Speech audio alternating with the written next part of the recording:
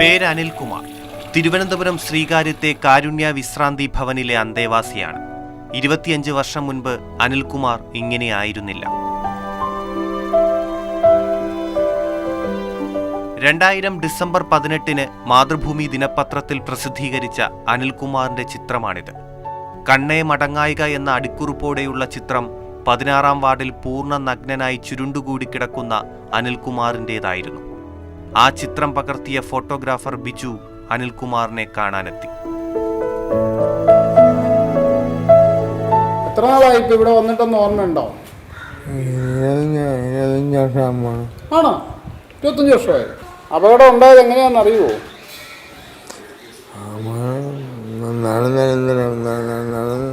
നടന്നു പോയപ്പോ കാറിടിച്ചോ? കാല് വയ്യാതായോ? ചുമ്മാ നടന്ന് കാല് വയ്യാതായോ? ഓ അത് ശരി.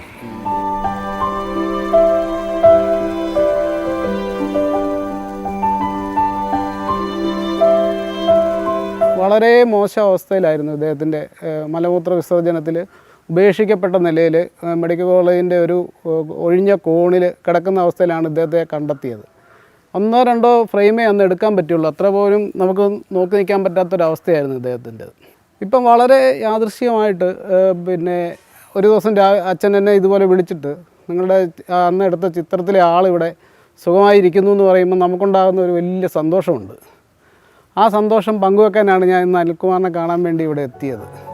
അന്ന് ആശുപത്രിയിലെത്തി അനിൽകുമാറിനെ ജീവിതത്തിലേക്ക് തിരിച്ചു കൊണ്ടുവന്നത് ഫാദർ തോമസ് ജോൺ റമ്പാച്ചനായിരുന്നു. അനിൽ സന്തോഷത്തോടെ നമ്മളെക്കാൾ ആരോഗ്യവാനും സുമുഖനുമായി ഇന്നിരിക്കുന്നു. അനിലിന് ശാരീരികമായ വയ്യാഴികളൊന്നുമില്ല. അനിലിൻ്റെ കാലിന് അല്പം ഒരു മുടന്ത് ഇപ്പോഴുമുണ്ട്. പക്ഷേ അനിലിന് അപകടമുണ്ടായതിനു മുമ്പുള്ള കൃത്യമായ കാര്യങ്ങളോ സംഗതികളോ ഓർത്തെടുക്കാനോ ഏതെങ്കിലും ബന്ധുക്കളെയോ സ്വന്തക്കാരെയോ ഐഡൻറ്റിഫൈ ചെയ്യാനോ ഇന്നുവരെയും സാധിച്ചിട്ടില്ല. അനിൽകുമാറിനെ പോലെ ആയിരക്കണക്കിന് പേരാണ് വിശ്രാന്തി ഭവന്റെ കാരുണ്യം അനുഭവിച്ചത്. അനിൽകുമാർ എന്ന മനുഷ്യനെ ജീവിതത്തിലേക്ക് കൈപിടിച്ചുയർത്തിയ ആ ചിത്രവും വാർത്തയും 25 വർഷങ്ങൾക്ക് മുമ്പ് ആ ചിത്രം പകർത്തിയ മാധ്യമപ്രവർത്തകനും അനിൽകുമാറും കണ്ടുമുട്ടുന്ന മനോഹരമായ നിമിഷം. ആ നിമിഷത്തിന് സാക്ഷ്യം വഹിക്കാനായതിൽ ഒരു മാധ്യമപ്രവർത്തകനെന്ന നിലയിൽ ഒരുപാട് സന്തോഷം. അനുപമാറിനൊപ്പം T S Harikrishna, Mathrubhumi news, Thiruvananthapuram. T S Harikrishnan തന്നെ നമുക്കൊപ്പം ചേരുന്നുണ്ട്. ഹരി, നോക്കൂ, 25 വർഷം മുൻപ് ബിജു ക്ലിക്ക് ചെയ്ത ആ ഒരു ചിത്രമാണ് അനിൽകുമാറിന് പുതിയൊരു ജന്മം നൽകിയത്. എന്താണ് പറ്റിയത്? അപകടം പറ്റിയെന്ന് പറയുന്നു. പക്ഷെ അത് എങ്ങനെ, എന്ത് സംഭവിച്ചു? അല്ലെങ്കിൽ ആ ഒരു 25 വർഷം മുൻപ് അപകടം പറ്റുന്നതിന് മുൻപ് ആരൊക്കെ ജീവിതത്തിലുണ്ടായിരുന്നു ഒന്നും അനിൽകുമാറിന് ഓർമ്മയില്ല.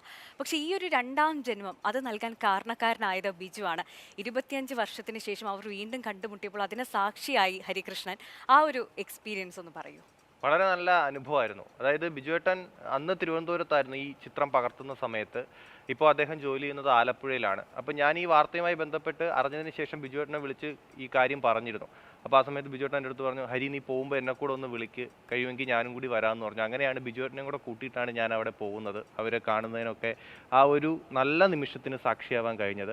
മാത്രമല്ല ബിജുവേട്ടൻ പോകുന്ന വഴിക്ക് എൻ്റെ അടുത്തൊരു കാര്യം പറഞ്ഞു. മുമ്പ് മാതൃഭൂമിയിൽ തന്നെ ബിനുലാൽ, അദ്ദേഹത്തിൻ്റെ സീനിയറാണ്, ബിനുലാലേട്ടൻ പകർത്തിയൊരു ചിത്രം, അതായത് തിരുവനന്തപുരത്തെ ജനറൽ ആശുപത്രിയിലെ 9-ാം വാർഡിലെ ഒരു രോഗിയുടെ നരകയാതന എന്തായിരുന്നു എന്ന് അന്ന് പകർത്തിയൊരു ചിത്രമുണ്ട്. കണ്ണേ മടങ്ങുക എന്ന അടിക്കുറിപ്പോടുകൂടിയാണ് ആ ചിത്രം പത്രത്തിൽ വന്നത്. പിന്നീട് അത് കേരളം മുഴുവൻ ചർച്ച ചെയ്തൊരു ചിത്രമായിരുന്നു. അതിനുശേഷമാണ് കണ്ണേ മടങ്ങായക എന്ന ഈ ചിത്രം വരുന്നത്. അപ്പോൾ അതും കേരളത്തിൽ അത്രത്തോളം ഇമ്പാക്റ്റ് ഉണ്ടാക്കിയൊരു ചിത്രമാണ്.